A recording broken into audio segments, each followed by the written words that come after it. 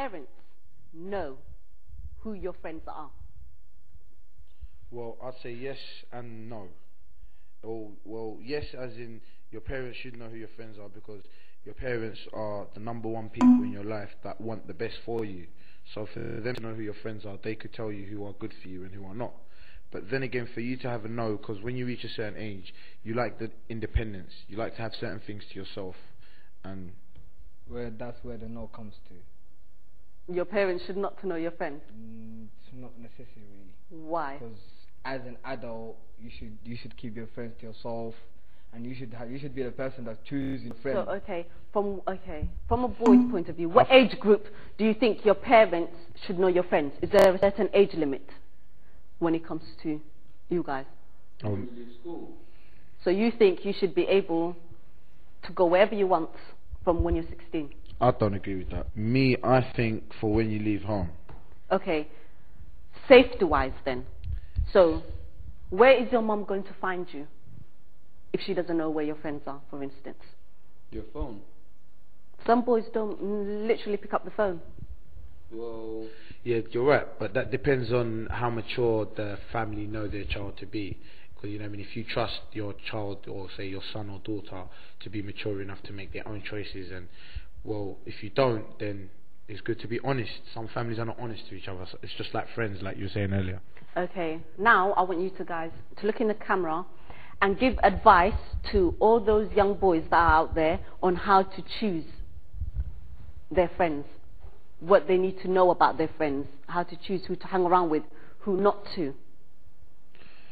Well, me personally, I believe that you should basically try and get a friend that's basically a better example of somebody that you'd like to be, somebody that's striving for more, somebody that wants to be something in life, has ambition, and at the same time somebody you can look up to and your future children can look up to.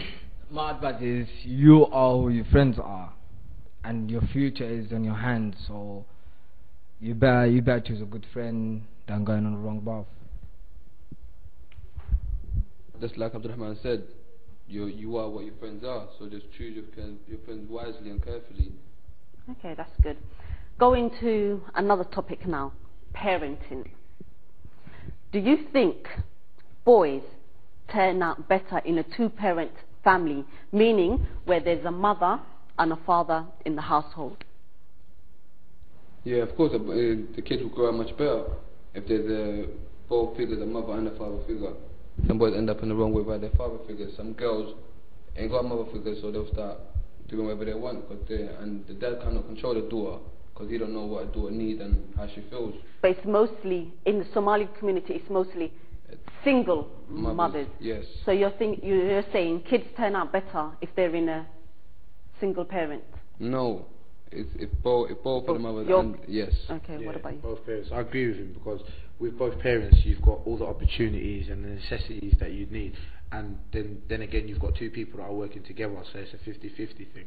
Whereas a single parent, it's all the weight put on one parent, so it would be hard, like he said before, for a girl, for a mother it'd be hard to control her sons, and for a father it'd be hard to control his daughters. So it is kind of crazy. Okay, do you think your upbringing has a lot of influence in your future?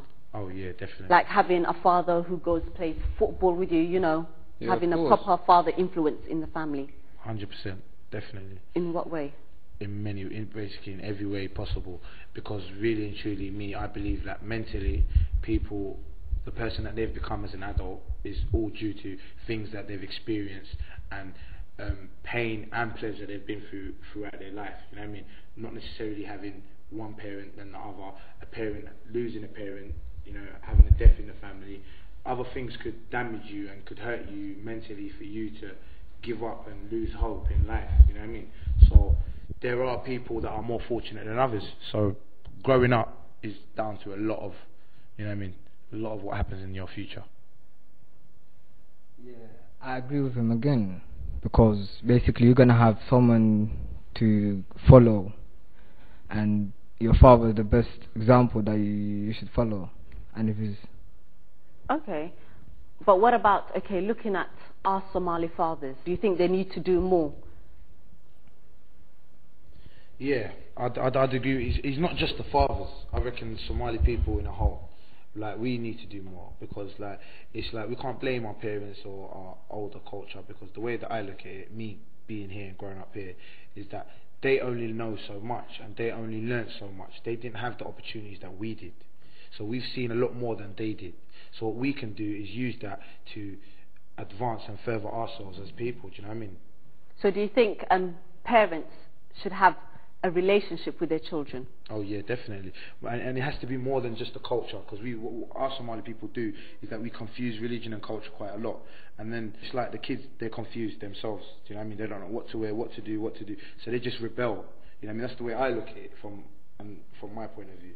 So what we can do is try to understand the kids a bit more, try to relate to them and see what they want to do, their needs and what they need at the moment. Okay, so can you just go back to the camera again and give advice to the mums and dads that are watching the show, and tell them basically what they need to do to have a healthier relationship with their children? Well, to start off, I'm not undermining no parent or trying to tell them what to do, but me personally, advice. Me personally, what I'd say is that what parents could start doing is start talking to their kids to start off with, and start understanding what problems they have in their life. Start understanding what they want, because sometimes parents think that this is what they need rather than what they want, and then the kids spend so much time confused that they don't end up getting nothing done. What do you think? I think this, and I really parents. So you're advising the mums and dads? I do advise every mom and dad to basically to be like my mom and dad. My mom and dad showed me everything right to do, whether it comes to education, whether it comes to playing, whether it comes to friends. So I really hope that everybody should follow the same steps where to show his kids the right way.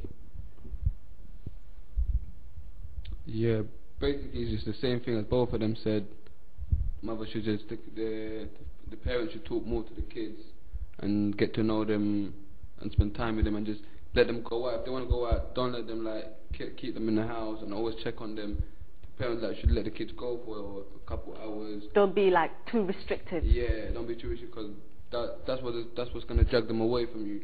If you're trying like always like you can't go out, you can't do this, you can't do that. That's gonna wanna make a teenager go out and see what. So you think trusting your child is important? Of course, trusting your child is very important. You have to trust your child. Okay. Trust is a big factor, I'd say. It's also a big factor, because without trusting your child, then your child doesn't feel comfortable at home. At the same time, you've got to show them the right and the wrong. Yeah, which is hard for a parent.